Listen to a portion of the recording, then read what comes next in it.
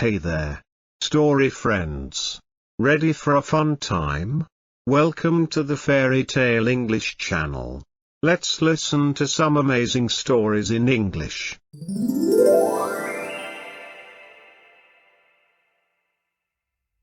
Once upon a time. And a very good time it was. Though it wasn't in my time. Nor in your time. Nor anyone else's time. There was a young lad of 18 or so named Tom Teaver working on the Hall farm. One Sunday he was walking across the west field. It was a beautiful July night. Warm and still, and the air was full of little sounds as though the trees and grass were chattering to themselves. And all at once there came a bit ahead of him the pitifulest greetings ever he heard. Sobbing. Like a bairn spent with fear. And nigh heartbroken, breaking off into a moan and then rising again in a long whimpering wailing that made him feel sick to hark to it. He began to look everywhere for the poor creature. It must be Sally Bratton's child. He thought to himself, she was always a flighty thing. And never looked after it. Like as not. She's flaunting about the lanes. And has clean forgot the babby. But though he looked and looked, he could see naught. And presently the whimpering got louder and stronger in the quietness. And he thought he could make out words of some sort. He hearkened with all his ears. And the sorry thing was saying words all mixed up with sobbing. Ooh. The stone. The great big stone. Ooh. The stone's on top. Naturally he wondered where the stone might be. And he looked again. And there by the hedge bottom was a great flat stone. Nigh buried in the mools. And hid in the cottage grass and weeds. One of the stones was called the stranger's table. However, down he fell on his knee bones by that stone. And hearkened again. Clearer than ever. But tired and spent with greeting came the little sobbing voice. Ooh. Ooh. The stone. The stone on top. He was gay. And misliking to meddle with the thing. But he couldn't stand the whimpering babby. And he tore like mad at the stone. Till he felt it lifting from the mools. And all at once it came with a sough out of the damp earth and the tangled grass and growing things. And there in the hole lay a tiddy thing on its back, blinking up at the moon and at him. T was no bigger than a year-old baby. But it had long cotted hair and beard, twisted round and round its body so that you couldn't see its clothes, and the hair was all yaller and shining and silky, like a bairn's. But the face of it was old and as if T were hundreds of years since T was young and smooth. Just a heap of wrinkles. And two bright black eyes in the midst. Set in a lot of shining yaller hair, and the skin was the color of the fresh turned earth in the spring, brown as brown could be. And its bare hands and feet were brown like the face of it. The greeting had stopped. But the tears were standing on its cheek. And the tiddy thing looked mazed like in the moonshine and the night air. The creature's ein got used like to the moonlight.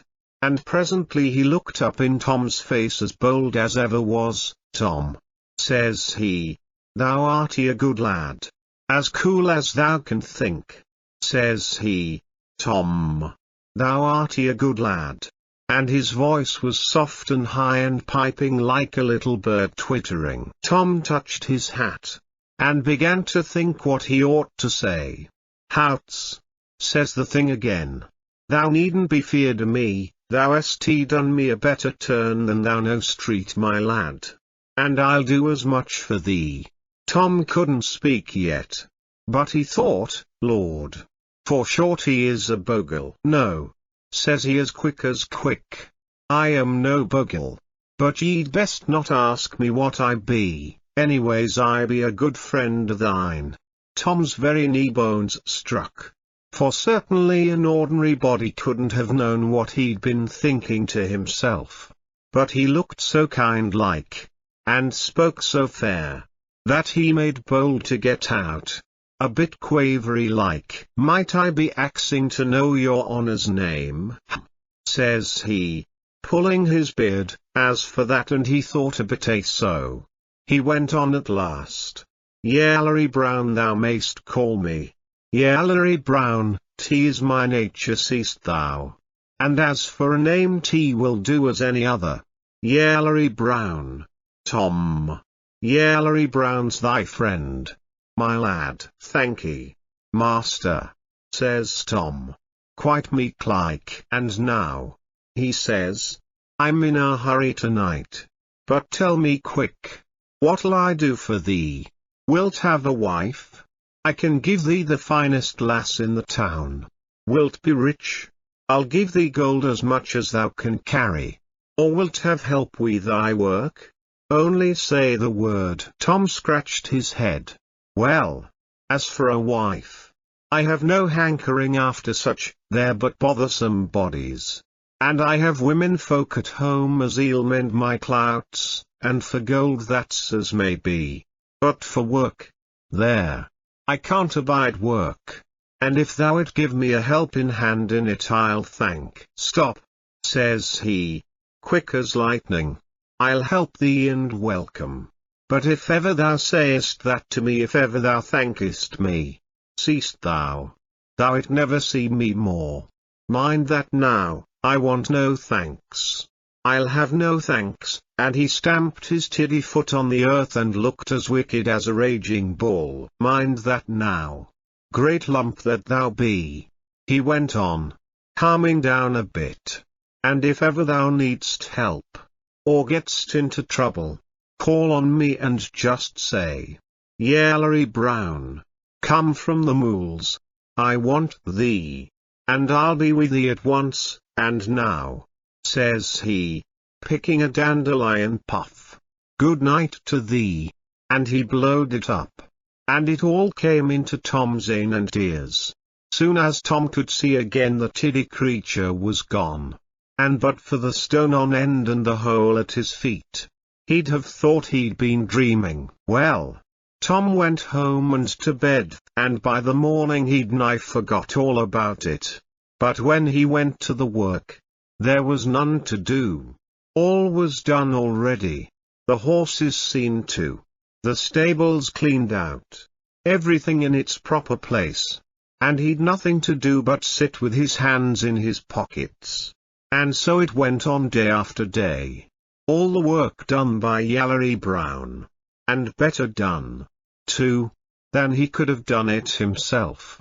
And if the master gave him more work, he sat down, and the work did itself. The singeing irons, or the broom, or what not, set to, and with ne'er a hand put to it would get through in no time. For he never saw Yallery Brown in daylight, only in the darklins he saw him hopping about, like a willow-tyke without his lanthorn. At first he was mighty fine for Tom, he'd naught to do and good pay for it, but by and by things began to grow vice-versa. If the work was done for Tom, tea was undone for the other lads. If his buckets were filled, theirs were upset. If his tools were sharpened, theirs were blunted and spoiled. If his horses were clean as daisies, theirs were splashed with muck. And so on, day in and day out. Tea was the same. And the lads saw Yallery Brown flitting about o' nights. And they saw the things working without hands o' days. And they saw that Tom's work was done for him, and theirs undone for them, and naturally they begun to look shy on him. And they wouldn't speak or come nigh him. And they carried tales to the master, and so things went from bad to worse. For Tom could do nothing himself, the brooms wouldn't stay in his hand, the plough ran away from him, the hoe kept out of his grip. He thought that he'd do his own work after all, so that Yallery Brown would leave him and his neighbors alone. But he couldn't, true as death he couldn't. He could only sit by and look on, and have the cold shoulder turned on him, while the unnatural thing was meddling with the others, and working for him. At last, things got so bad that the master gave Tom the sack. And if he hadn't, all the rest of the lads would have sacked him. For they swore they'd not stay on the same garth with Tom. Well, naturally Tom felt bad. Tea was a very good place. And good pay too, and he was fair mad with Yallery Brown, as'd got him into such a trouble. So Tom shook his fist in the air and called out as loud as he could, "Yallery Brown, come from the mools, thou scamp. I want thee." You'll scarce believe it, but he'd hardly brought out the words but he felt something tweaking his leg behind, while he jumped with the smart of it, and soon as he looked down, there was the tiddy thing, with his shining hair, and wrinkled face, and wicked glinting black cane. Tom was in a fine rage, and he would have liked to have kicked him. But tea was no good. There wasn't enough of it to get his boot against, but he said, "Look here, master, I'll thank thee to leave me alone after this. Dost hear? I want none of thy help, and I'll have naught more to do with thee. See now." The horrid thing broke into a screeching laugh, and pointed its brown finger at Tom. "Ho, ho, Tom," says he, "thou hast thanked me, my lad, and I told thee not. I told thee not. I don't want thy help. I tell thee." Tom yelled at him, "I only want never to see thee again, and to have naught more to do with thee. Thou can go." The thing only laughed and screeched and mocked, as long as Tom went on swearing. But so soon as his breath gave out, "Tom, my lad," he said with a grin, "I'll tell 'ee summat, Tom. True's true, I'll never help thee again, and call as thou wilt. Thou'd never see me after today, but I never said that I'd leave thee alone, Tom. And I never will, my lad. I was nice and safe under the stone, Tom, and could do no harm, but thou let me out thyself, and thou can't put me back again. I would have been thy friend and worked for thee if thou had been wise. But since thou be'st no more than a born fool, I'll give ye no more than a born fool's luck, and when all goes vicey-varsy, and everything agey, thou it mind that it's Yallery Brown's doing, though m'appen thou doesn't see him. Mark my words, Willie. And he began to sing, dancing round Tom, like a bairn with his yellow hair, but looking older than ever with his grinning wrinkled bit of a face. "Work as you will never do well, work as you may. You'll never gain grist, for harm and mischance, and Yallery Brown, you've let yourself out from under the stone." Tom could never rightly mind what he said next.